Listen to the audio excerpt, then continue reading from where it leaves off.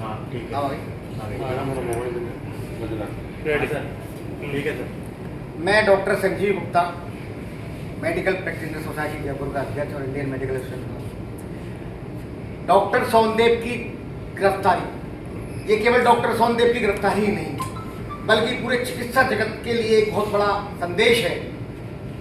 राज्य सरकार द्वारा जो राजस्थान गवर्नमेंट हेल्थ स्कीम योजना है, इसमें जो व्यापक विसंगतियां हैं, कोई भी गंभीर मरीज जो वेंटिलेटर पर होता है और मल्टीपल बीमारियों से होता है, कभी मेडिसिन कभी सर्जरी, तो हर बीमारी में उसके अलग अलग पैकेज, कोई 5 दिन का होता है, कोई 7 दिन का होता है, कोई 10 दिन का होता है और मरीज 2 महीने भर्ती रहता है, वेंटिलेटर पर होता है। तो ऐसी स्थिति में एक ही कंसेंट से अगर मान लो उसका लगातार 2 या 3 बार भर्ती दिखाई जाती है, ये कोई जघन्य अपराध या आतंकवादी या कोई भ्रष्टाचार अपराध नहीं है।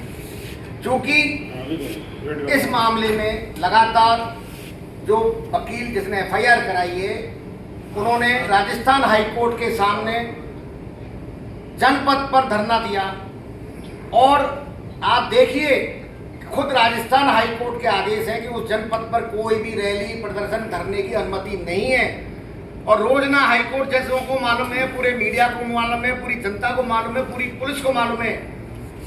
और 20 दिन में धरना दिया, प्रदर्शन किया और अंत में एक SIT का गठन किया गया और उसी दिन निश्चित कर लिया गया कि डॉक्टर सोनदेव, मतलब ये अंदर की बात है या बाहर की बात है, लेकिन SIT का गठन हुआ और एक लिखित त्रुटि में जब एक बार मेडिकल नेग्लिजेंसी में वो बरी हो गया।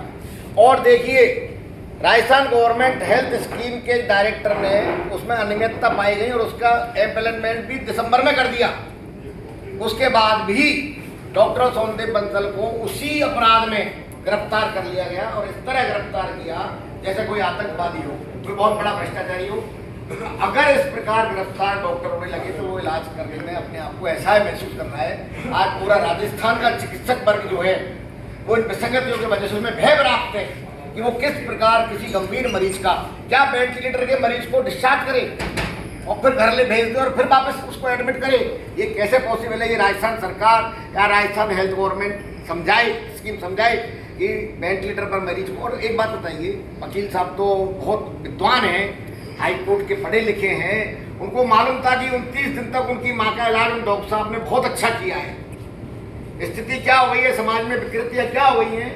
डॉक्टर के पास जब कोई मरीज जाता है, 2 में से एक बात होती है, या तो मरीज सही हो जाता है, अपने घर चला जाता है, या मरीज भगवान को प्यारा हो जाता है।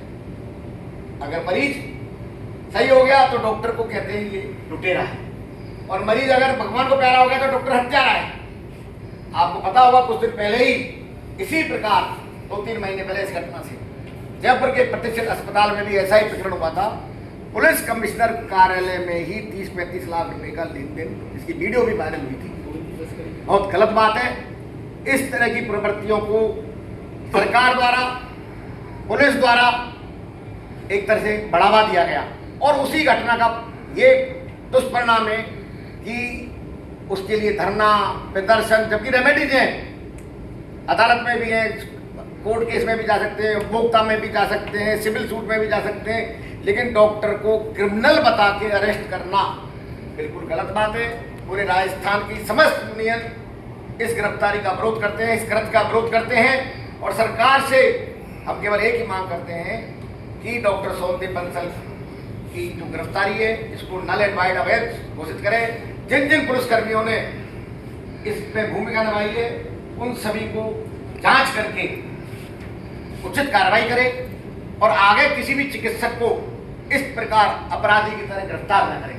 जय हिंद।